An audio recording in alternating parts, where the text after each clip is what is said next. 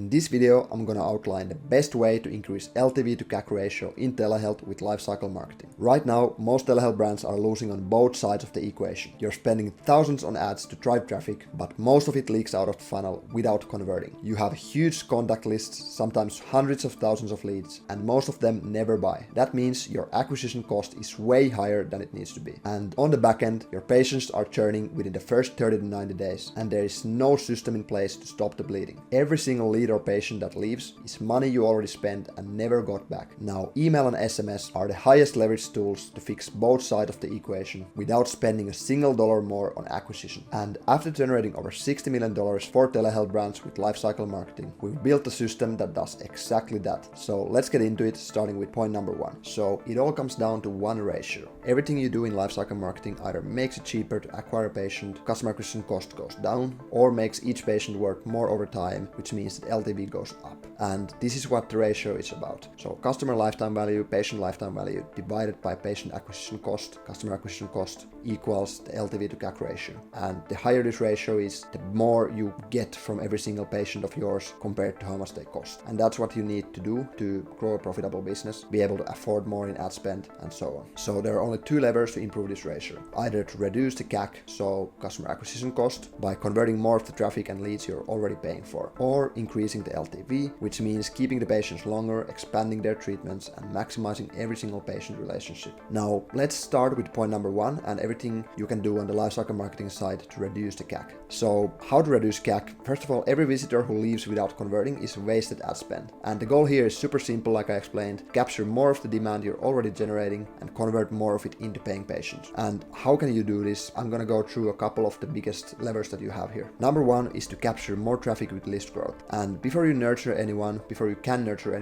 you need to capture their contact information, and most telehealth sites let 95% plus of their traffic leave without any way to follow up. So you spend on advertising, they come to your site, they're not warm enough yet to go to the questionnaire and give their email, they drop off, they bounce, and then you don't get their information and you wasted the money and you're never getting them back. What are the best brands doing instead is to have exit intent pop-ups to capture those visitors who are about to leave from the website to get their contact information, email and SMS. They have embedded sign-up forms on high traffic pages like blog homepages, treatment pages, and so on. And then they have lead magnets, they have quizzes, guides, assessments, and other stuff like that for top of funnel visitors who aren't ready to buy yet. And then they have some sort of a front-end offer usually to get people to sign up. These lead magnets can be those as well, but then it can also be like a monetary offer of like get X% or X dollars off your first treatment or something like that. This is your secondary net for traffic that isn't ready to start a questionnaire yet, but can be nurtured. And most telehealth brands are completely missing this part. They only get those leads who actually are high intent leads already, who go to the questionnaire, but all of the other ones who would need nurturing, who would need more objection handling, trust building, they're just losing all of them. And here's an example of what a pop-up like this could look like. We're asking, what's your top health goal right now, for a brand that is basically selling weight loss medication and then NAD, like vitality treatment. And depending on which they press, we can fully personalize the nurturing content for their exact goal and get them to convert instead of just letting them leave the site and never being able to reach them again. Way number one to reduce CAC is to nurture new prospects with the welcome flow. And this is basically the pre-purchase onboarding flow that comes from, is sent for these people who come from these lead magnets and come from these pop-ups that you have on the site. So number one and number two kind of work together. So once you capture the email or the SMS, the welcome flow is your best shot to frame the brand, build trust, and move them towards starting the treatment. So for example, here's an example of the welcome email number one structure, how we usually structure it. There's clear kind of welcome, giving away the incentive. In this case, it's a live Zoom call. It could be also like get X dollars off your first month. And yeah, that's what I'm also explaining here. Then there's the brand and medical team introduction. There's some education about what the call is about or what the brand is about. There's social proof, which is clear, really key here. You're not alone, you're supported. A couple of verified reviews. And then there's these specific to the treatment process explanations of how it works. And then every CTA pushes to the next step, which is basically to get them to complete the questionnaire. Obviously, this flow continues with other touch points to nurture the leads, handle the objections, educate and sell and so on. But this is an example of the first email in the flow. And if you do this right, this flow not only helps with the CAC, but it also sets the foundation for retention because you've pretty much been setting the right expectations from day one. They know what to expect, they're more aligned, and when the expectation is set correctly, you're much more likely to retain these people as well and keep them satisfied with their progress. Now, step number one, or way number one, is to recover abandoners with questionnaire abandonment flows. And in telehealth, this is the most important flow for reducing CAC, period, because a huge portion of your ad spend goes to driving people into your questionnaire funnel, and obviously there's a lot of people who start it but don't finish, and they might have some objections. Usually there's two key objections. Maybe they're super busy, they forgot to finish it, or then they actually have some kind of objection about not trusting you enough or something. And the flow here, the questionnaire abandonment flow, its purpose is to handle all of those objections and get you to finish the questionnaire and convert. So without a recovery system like this, all that intent that they had is lost forever. Your CAC goes up because fewer people convert, and the money you paid to get them here is completely wasted. You're never getting those people back. What a proper abandonment system does is it addresses the specific objections for the treatment that they're signing up for. It sends timely treatment specific follow-ups instead of these generic buy, discount blasts, and then it brings these people back to finish without friction. This single flow can dramatically improve your conversion rate from the same traffic, directly lowering the effective CAC. And I have a full tutorial on how we build these flows for telehealth brands. So if you're interested, you have access to this document, this mirror board, so you can watch it from here yourself. Now, way number 4 to reduce CAC is to stay top of mind with prospect-focused campaigns. And this is important because not everyone converts within the first 7 to 14 days, which is usually the duration of like your onboarding welcome flow. So you want to be sending these prospect-focused campaigns for your CRM profiles, your list, at least 2 to 4x per week, focusing on different pillars of content like educational content, social proof, customer stories, objection handling content, and then timely promotional offers without over discounting, obviously. So here's an example, a customer story, a couple of examples of customer success, and then what is the average 9.6 LBS lost in the first month. So really simple email. This is the fastest path to incremental revenue from a large pool of underutilized leads. So if you haven't been sending any emails, you haven't had any flows in place in the past, and you have like tens or hundreds of thousands of people on the lead list, you need to start sending these quickly, and this is your fastest path to start to convert those people into customers. Now, number 5 is to collect data to improve the funnel, and this is the piece that most brands miss entirely. This is probably the most often missed piece of the puzzle here, because email isn't just a conversion tool, it's a data collection engine. And what you can do with email or SMS, for example, is you can mine information from prospects who don't convert. You can mine questions like and answers like why didn't they finish the questionnaire, what was the objection, what would have made them convert, basically. Then this data, then you can feed it back to your ads, your website, your creatives, your landing pages, pretty much everywhere across your funnel, so your acquisition team can fix the reasons people are not converting in the first place. And obviously you also feed it into your email marketing as well and SMS marketing to improve those performance as well. And this creates this feedback loop that continuously lowers the CAC across the entire funnel. So every single faculty, every single department of your business knows exactly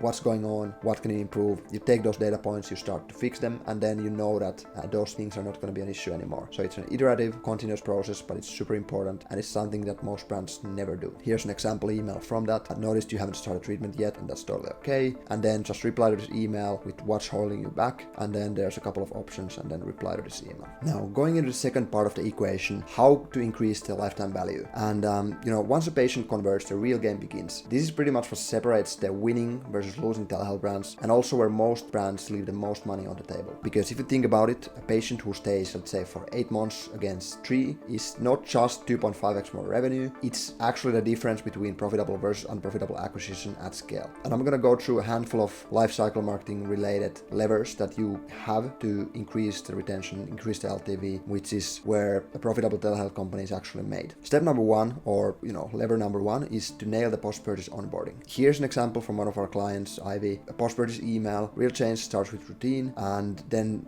kind of habit formation. This week, focus on the small wins. Take your dose, eat small protein for breakfast, even if not hungry. Log meals, walk after meals, etc. It's habit formation. It's what I always say is you need to have empowering, educational, and supportive content, especially on the retention emails and retention SMS. And this is exactly that type of content. So what post-purchase onboarding should do, number 1, really, really important, it should set a realistic expectation in general. So expectation setting is everything. If they don't understand what to expect, then even if they would be on the totally ideal journey, maybe after first month, they're confused if this is actually working for me, and then they churn. So you need to let them understand the expectations so they are able to get a feeling that it's working for them them and they're getting the result, and thus they would actually stay on the treatment. You also want to educate them on what to expect week by week, so kind of like tying into that. You want to prepare them for side effects so they don't panic and churn. So let's say with GLP-1s, you're gonna have some nausea potentially. You want to, empower them and educate and set the expectations about that, and then you can offer them help on like how to deal with it in natural ways, but also potentially you can like cross-sell to ondansetron or something like that, nausea medication. So those are the options how you can help them with it. Obviously, you want to also build excitement and commitment to their health journey and tie messaging to their specific treatment, not some generic content. So let's say you're selling GLP-1s, you're selling NAD, you're selling TRT, you're selling these different categories of treatments. You need to have a specific onboarding journey for every single product depending on what they purchased. And you need to treat onboarding as a journey design challenge, not just an order confirmation. So it's not transactional, it's actually really, really important that it's empowering, educational, and supportive. Now, lever number 2 is to build a community, not just a patient or customer list. Because every telehealth brands are,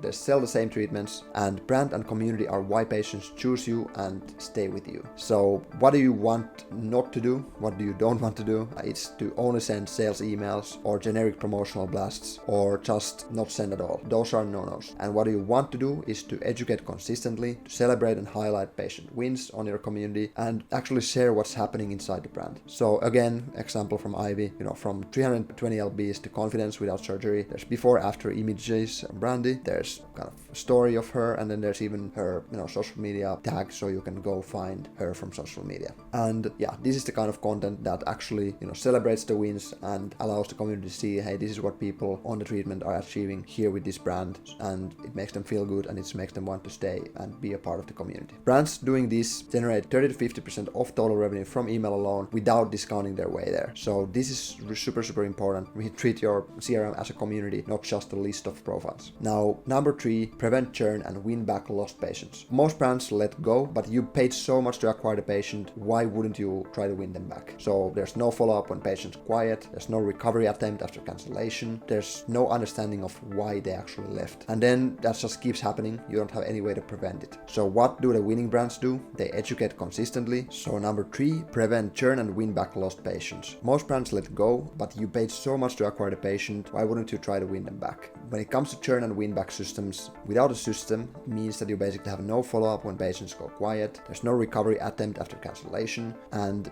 you also don't get to understand anything about why they actually left you. So then you just end up having these people churn, but you don't have any way to prevent it. What happens with the winning brands, what do they do differently, is they detect early churn signals like missed refills, post-prescriptions, and intervene before the churn even happens. They also ask why they cancelled and handle the specific objections with a sequence. So for example, if somebody cancelled because of price, then you might offer them some kind of incentive with the price. And then if somebody cancelled because of not getting results, then you have a really different journey and different communication to be had with them to get them to come back. And then they make returning frictionless with structured win-back flows. So you ask the cancellation reason, you have a personalized flow for them, and then you try to collect more data of if they don't come back, what was the reason, so you can then feed that data into the front end and make sure that you prevent those from happening in the future. Now, this ties to what I was just saying. So mine churn data to fix the funnel is step number 4, or lever number 4. When patients churn, you have a gold mine of data if you ask the right questions, because when somebody churns, you can still reconvert part of those, but a lot of them are anyways already lost. They're already kind of unengaged at that point. So the biggest thing and the most highest impact thing you can do with those people is, instead of just letting them go, you try to get data from them to understand why did they leave, what was going wrong, why don't they want to stay with the treatment. So you can ask things like, what was the reason for leaving, what would have made them stay, and then at what point in their journey did it break down, or whatever, stuff like this. And then when you ask these questions and you get the answers, you can then utilize that data not just to win these people back, but it's actually again to fix the entire patient journey so the next cohort doesn't churn for the same reasons. This is the same logic as on the CAC side. Lifecycle marketing creates a data feedback loop that continuously improves retention across the business. So again, here you can see an example of this kind of re-engagement email for previously lapsed patients. We noticed you've taken a step back from your journey and we'd love to hear why. So, again, asking data from those people who canceled to understand why they canceled, and then fixing the funnel based on this. Number 5 is expanding revenue with cross-sells and upsells. Because once a patient trusts you and is seeing results, there's a natural opportunity to expand. And how can you expand? There's a couple of different ways that I'm going to show you here. Way number 1 is to cross-sell to complementary treatments. So for example, from weight loss, you can cross-sell cross-sell to, let's say, HRT for women over 40, or you can cross-sell to some peptides or,